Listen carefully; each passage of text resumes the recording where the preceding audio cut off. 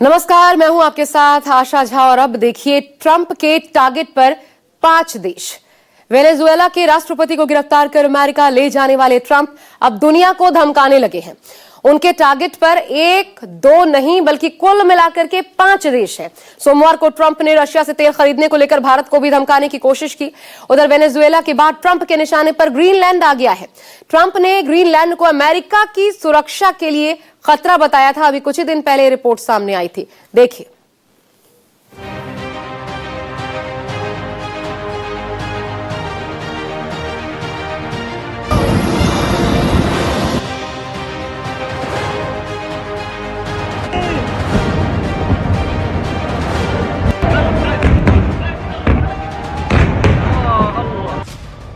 Venezuela में दादागिरी दिखाई, 5 देशों की टारगेट लिस्ट बनाई।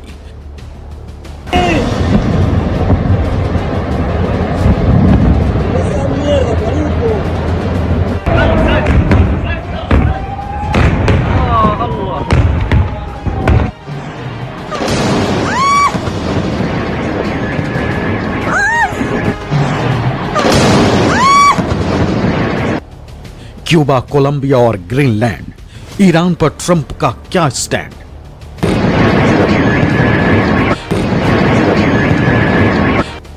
ट्रंप बन रहे दुनिया के चौधरी, चीन ने जंगी तैयारी कर ली।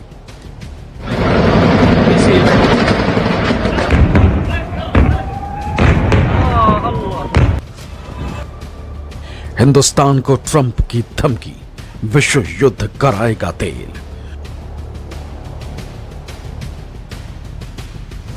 वेनेजुएला के राष्ट्रपति निकोलस मादुरो की गिरफ्तारी के बाद उन्हें अमेरिकी अदालत में पेश किया गया। ये उसी समय की तस्वीरें, लेकिन अब ट्रंप का इरादा इससे कहीं ज्यादा खतरनाक होता दिखाई दे रहा है। वो एक नहीं बल्कि एक साथ 5 देशों को धमकी दे रहे हैं और इसमें ट्रंप भारत को भी धमकी देने से पीछे नहीं हट रहे। एक तरफ मादुरो को सोमवार को हेलीकॉप्टर से पहले डिटेंशन सेंटर ले जाया गया। यहां से उन्हें फेडरल एजेंट्स की सख्त निगरानी में बख्तरबंद गाड़ी में बिठाया गया और फिर मैनहट्टन के यूएस डिस्ट्रिक्ट कोर्ट लेकर गए, जहां पहली सुनवाई हुई। वहीं दूसरी तरफ एक के बाद एक ट्रंप ने भारत समेत दुनिया के 5 देशों को धमकी दी। Bharat, Colombia, Cuba, Greenland, Iran. वैसे तो ट्रंप अपनी दादागिरी दुनिया के 5 देशों को दिखा रहे हैं, लेकिन मुख्य तौर पर उनके टारगेट पर 3 प्रमुख देश हैं। इनमें ग्रीनलैंड, क्यूबा और कोलंबिया। इन देशों पर भी ट्रंप ने उसी तरह के आरोप लगाए हैं जैसे वेनेजुएला पर लगाए थे। We need Greenland for national security, not for minerals. We have so many sites for minerals and oil and everything. We have more oil than any other country in the world. We need Greenland for national security. And if you take a look at Greenland, you look up and down the coast, you have Russian and Chinese ships all over the place. Really hostile to the United States. And I haven't given him a lot of thought. He's going to have himself some big problems if he doesn't wise up. Colombia is producing a lot of drugs. They have cocaine factories that they make cocaine, as you know, and they sell it right into the internet. America Greenland को सुरक्षा के लिए खतरा मान रहा है, तो वहीं कोलंबिया पर आरोप लगाए हैं कि वो ड्रग्स उनके देश में सप्लाई कर रहा है। वहीं अब वेनेजुएला और ईरान में अमेरिका की कार्रवाई के खिलाफ प्रोटेस्ट हो रहे हैं।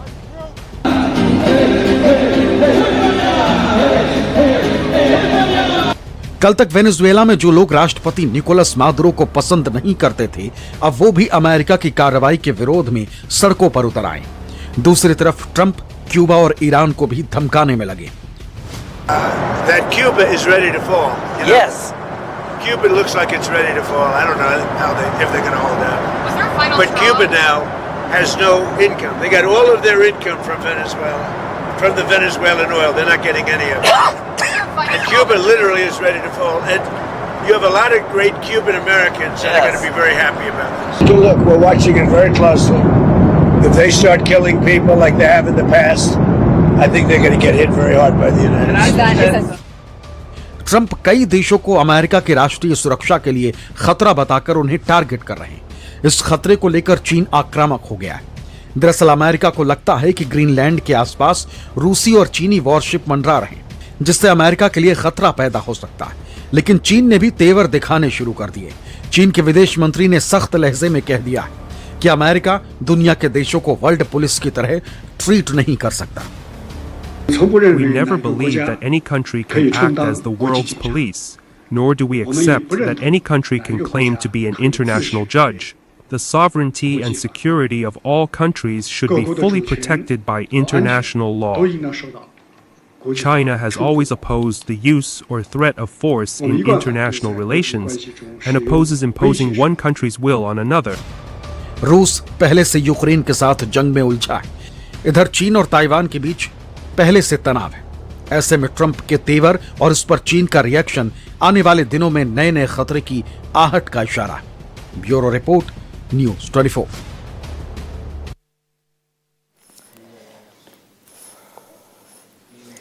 यहां सबसे अहम सवाल यह है कि ट्रंप के टारगेट पर 5 देश क्यों आए हैं। तो इसके पीछे अमेरिका के अपने हित और स्वार्थ छिपे हुए हैं और साथ ही इन देशों में तेल और अन्य खनिजों पर अमेरिका की नजर है। ट्रंप को लगता है कि अगर इन देशों का झुकाव रशिया या फिर चाइना की तरफ हुआ तो इससे उसके लिए मुश्किल खड़ी हो सकती है और यही वजह है कि अमेरिका अभी से दादागिरी पर उतर आया है।